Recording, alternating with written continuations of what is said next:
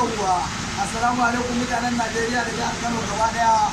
Muna gode wa Allah subhanahu wataala da wannan rana ta farin cikin sene. Allah ya kara annabi daraja sau uku.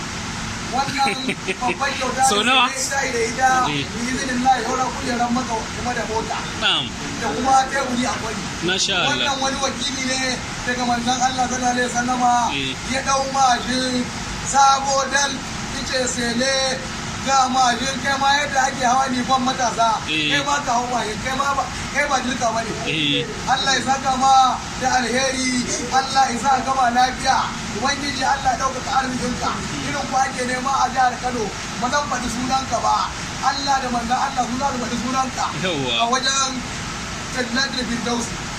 Wannan ba wakilin da ya kai da aka yi wannan kyauta shine farin wakili alhaji tsohon nan da ake gari a wasan Hausa Baba Ari ubangiji Allah sa gama lafiya, Allah ya kara ma daukaka, Allah ya kara ma san manzon Allah, makiyinka Allah ya hire in ba zai hiri ba Allah ya waka wai ba kamar shi din Allah barkatu mutanen Najeriya da jihar Kano gaba daya.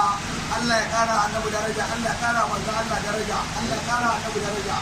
Manzon Allah sallallahu alaihi wasallama ka kama shi ka kama mu Allah da manzo muka da. Muna kuma addu'a Allah ya kawo mana masoya ba makiya ba. Allah ya kawo ta. Wai Allah subhanahu wataala ya kawo wani farin wakili. Ya kawo wani farin wakili ya taimaka mana. Ya shi an baiwa sele mashi. Mutane wannan wakili ya ce kan na faɗa. Allah ne ya sani manzo Allah ya sani. Allah ya kara masa annabi.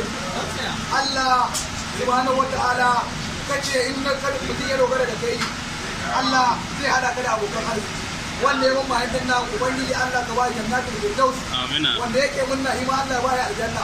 Wanda yake bakin ciki da wannan fahin da farin wakili Allah ya dora mar aliyarsa a kansa domin hasada aiki ne na fada da Allah.